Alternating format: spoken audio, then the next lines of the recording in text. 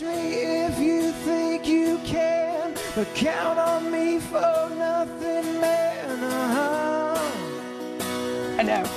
Exactly. Welcome back, folks. We're coming up on 7:38 in the morning. And now that he's got our attention, let's talk with singer-songwriter Derek Webb. It's early. You're doing well, though. You sounded good to be this early in the morning. I want to say, like, your commitment to the people in Nashville is commendable. To be up this early every day. This will probably wreck me for the whole week, and you guys are here. Imagine. I mean, well done. I salute you. Yeah, you don't see us at night when we're 7 o'clock and big bags under our eyes. Our jobs are really similar because our hours are similar. Mine are just you sleep right before and I sleep right after typically. Right. I'd normally be up this time of day anyway, but and maybe on my way to bed. You're seeing it from the other side. That's right. Exactly. As a songwriter in town, is that kind of typical that you're just staying up all night? The inspiration hits you at 3 a.m.? Yeah, I mean, I don't do a lot of work unless the sun is gone. I mean, I do my best work in the wee hours of the night, for sure. Yeah. My wife's the opposite. She gets up at 5 o'clock in the morning and writes a brilliant song. Yeah, so. Well, it worked out well. Everybody. It's funny because, I was talking about Caedmon's Call. We remember you from Caedmon's Call. 10 years you're with the band, and you said you were chasing a girl to Nashville. That's how I got here. And I was worried that it didn't end well, but it did. It did. No, it absolutely did. We have a 3-month-old now. Oh, it ended very well. So it ended very well. Yes. Yeah, we got the whole. It didn't end yet. Yes. No, that's right. No, well said. Yeah, Right. it started well. It continues on. Yeah, she's a singer-songwriter in town as well, and so I was found myself driving all the way from Houston to here with everything I own in my car to go find out about this girl, and I'm still in Nashville. I love it here. And talk to us a little bit about your transition from different genres. I mean, what was it that kind of had you switching different types of music? I'm just into a lot of different kinds of music, and I mean, like, the full-time job of an artist typically is hiding their influences. Everything is residual, everything's derivative at this point. So there's no kind of truly original, music. Everyone's they love, and then trying to emulate that, and their poor attempts at it is whatever. And so, on all my different records, my solo records so far, it's just been like on this record. I wish that I could be the late '60s Beatles, but I can't be. Yeah. So I try to make a '60s rock record, and whatever it is ends up being me. Well, and going from such a super group, Caedmon's Call, winning Dove Awards, and just having so many fans, do you still feel that you're writing with the intent of getting a good message across, of getting a positive thought to the people that are listening to your music? I do. It's really different. I mean, I think every artist, regardless of what they believe or whatever, right? Every artist has a way they look at the world, even if it's not really conscious. Everybody has a worldview, every artist. And the art that people make, any artist reflects the way they look at the world. And I think that's just as true of me today as it was then.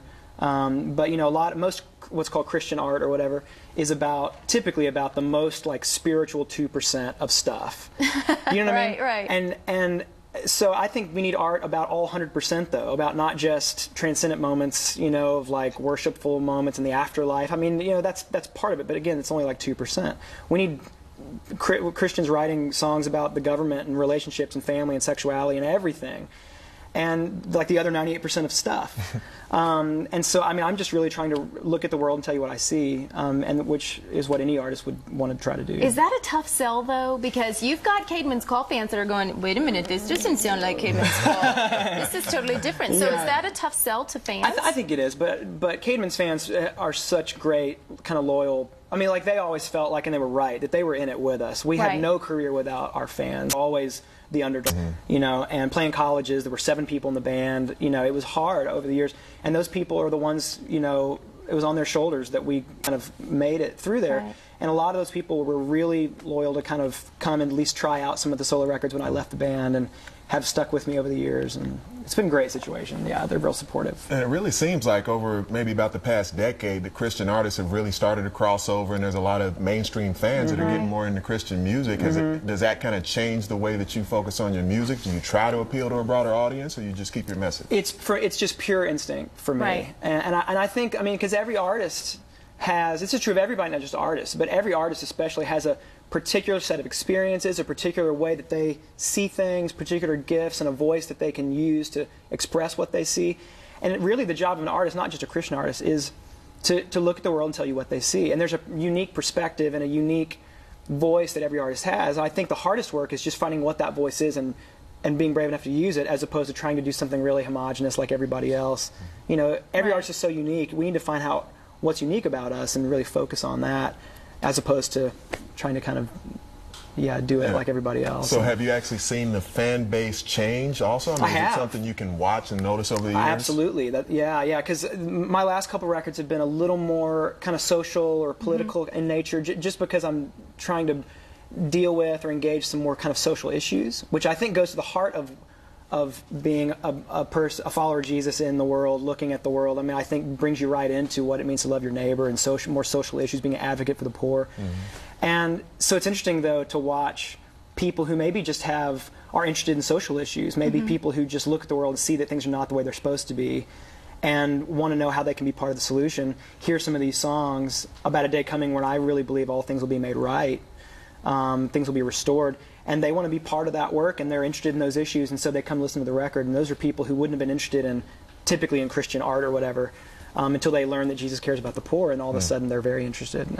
So it's interesting, that it changes record to record. The audience changes. Is that part of the reason why you did the free downloads on your last album? Yeah. Tell everybody what you did, because it is something that I know you were called a maverick for, but I think it was intelligent, very, very smart marketing on your part. Yeah, it was just a good idea from every angle for us. It was both good marketing, it was great for the fans, it was great for me. The record before The Ringing Bell, which was called Mockingbird, which was a broad statement about kind of social issues, and a record I was really proud of.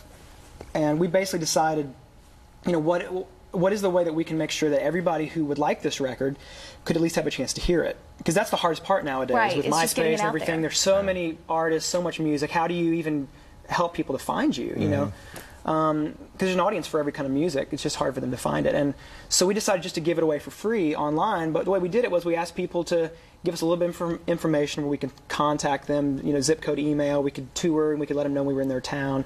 And then to tell 5 of their friends about the download. Tell 5 friends that you could download it for free.